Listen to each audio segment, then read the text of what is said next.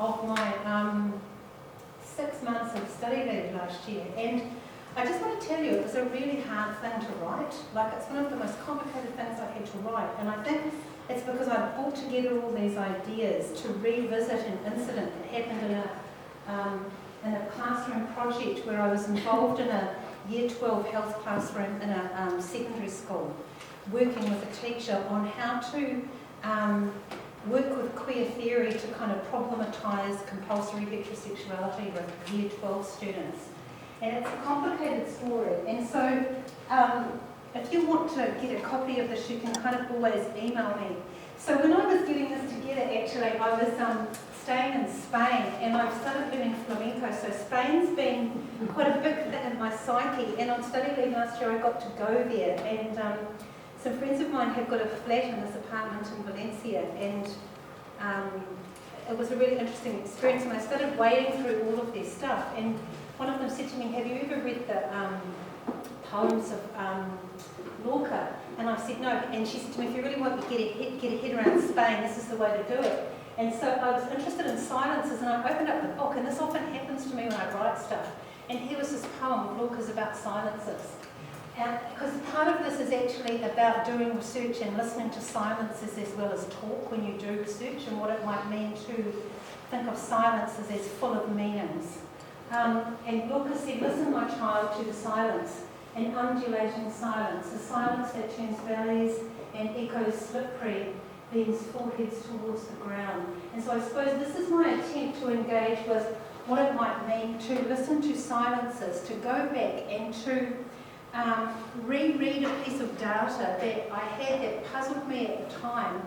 And I interpreted it at the time as being I sort of swept it aside, and then I went back to it a few years later. I did this project in 2004. I went to it a few years later, and I thought, I started reading all this theoretical work around silences that postmodernity is quite interested in. It's interested in sort of problematising, I suppose, that master narrative of valuing words and what's said at the expense of what's not said. And so I went back and read this incident that I've written about quite a lot. And if you want to sort of get the background to it, it was an interesting incident that occurred in this classroom where there was this boy with quite high status masculinities and heterosexualities who policed a group of boys who didn't fit into that kind of non-normative category, who policed a group of sissy boys. That's probably how David McInnes would describe them as an Australian researcher. And at the time I read that incident as this boy policing his own sort of heteronormative masculinities. And what I realised it did, and somebody who provided me with feedback on the article said to me, "Have you thought about how you're positioning the group of boys who were policed?" And because actually I was positioning them as victims. And I went back and had another look at the data from that, and then I realised actually the way that they weren't saying anything spoke volumes. And actually, stupidly, I forgot that I even talked to them about what happened, and they provided me with a really good analysis of themselves, which totally rejected their victim status. But at the time, I was so intent with the script I had in my head that I didn't see what they'd actually told me. And so actually, the way that I interpreted the incident had the effect of kind of re-minoritising them in a way, which is quite kind of interesting. So I wanted to go back and actually look at what might happen if I paid more attention to the silences and the talk in a different kind of way. And one of the key kind of ideas, well, I'll talk about this, what the incident was, and I've written about this, and if you go to my website, you can see that I wrote about it. I've written about this incident about 3 times now because it was such a kind of a rich one. So as part of kind of deconstructing, which is a really big thing, and critically interrogating, representations of masculinities and femininities and sexualities, in this classroom, we were looking at magazine advertisements, and we looked at some magazine advertisements of women. And some of these are in the Year 12 health curriculum thing for engaging with issues of gender. and sexuality. And then the girls said, well, if we're looking at representations of women, why don't we look at some of men? And so the teacher and I hunted out these advertisements of these guys who were advertising underwear, right? And they were like seriously hot guys. One of them was a bit more kind of nerdy, but there was one that had a kind of a bald head, and he had a little tiger tattooed on his groin, and the way they were looking at the camera was just phenomenal.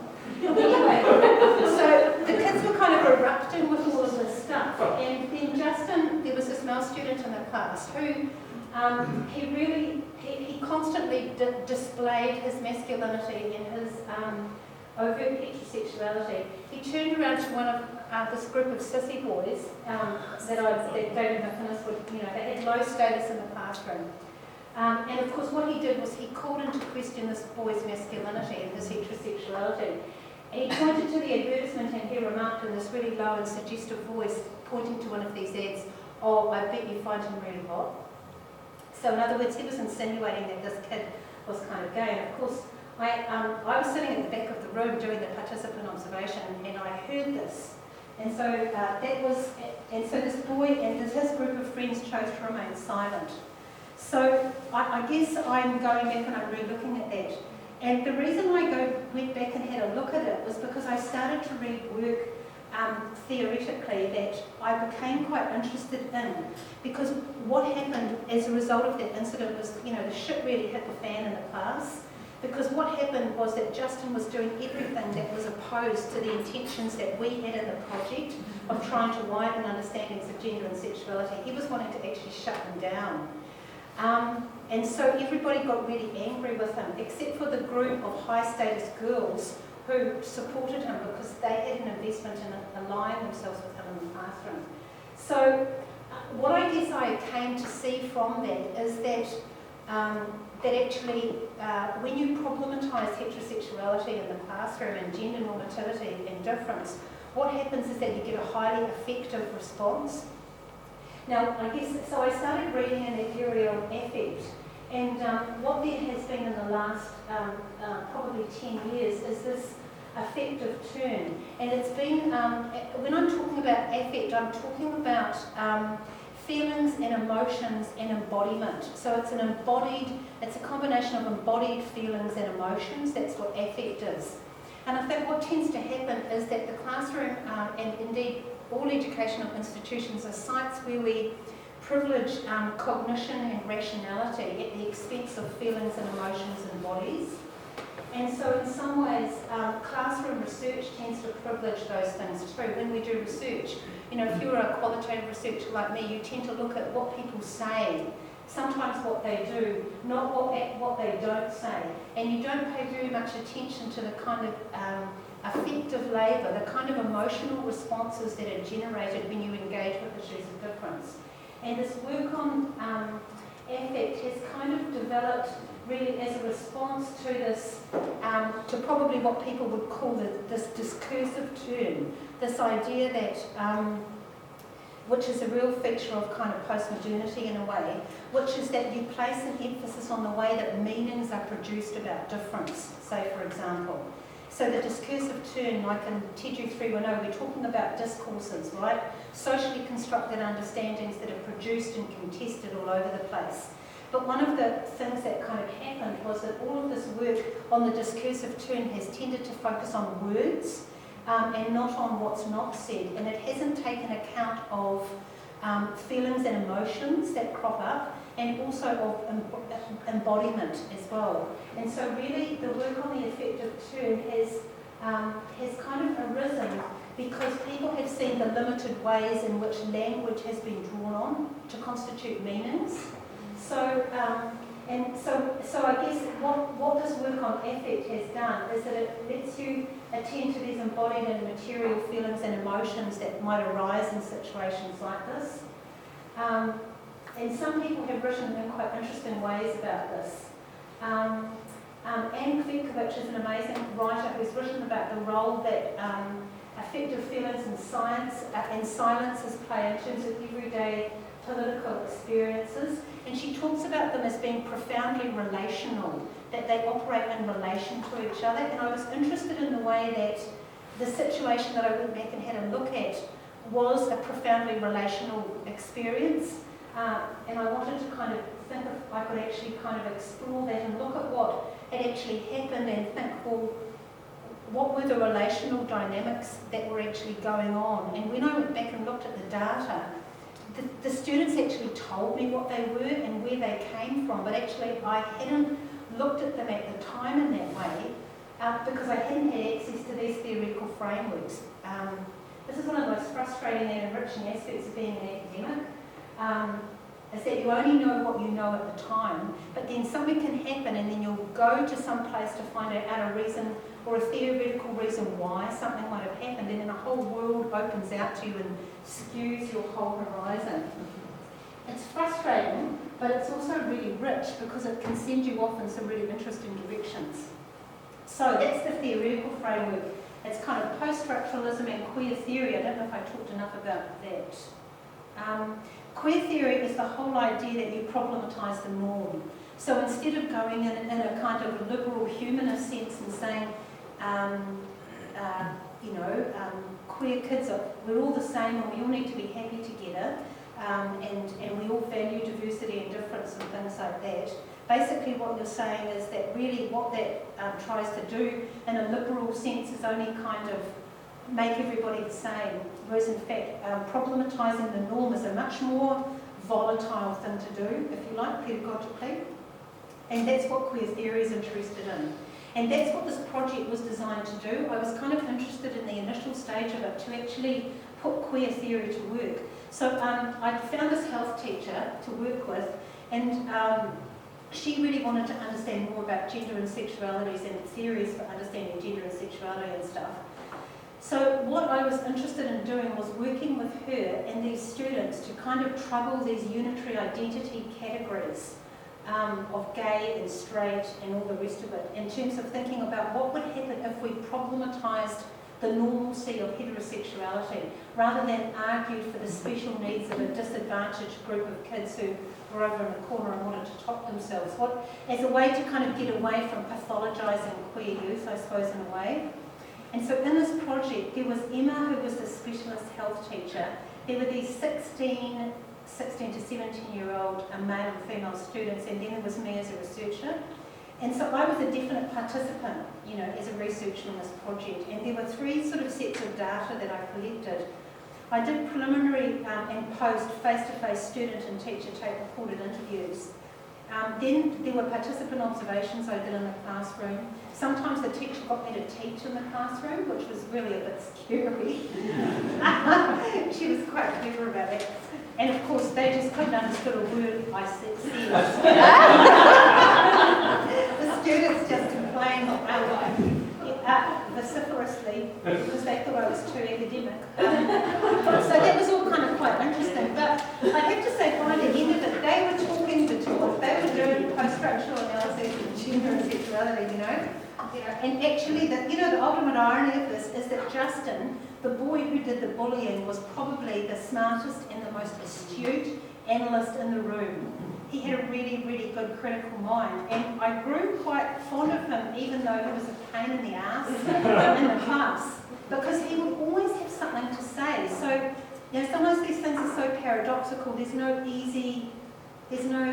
all there is just multiple paradoxes to me in these stories sometimes, really. There's multiple selves that are produced. And then I had these tape-recorded classroom transcripts to kind of get the kind of lived culture of the classroom and all the hidden curriculum dynamics as well, and student and teacher journals.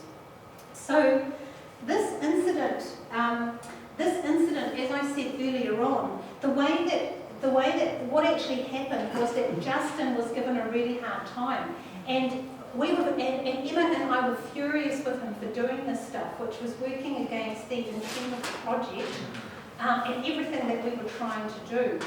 But in that process, what happened was that both Emma and I inadvertently marginalised this group of students who sat there and said nothing.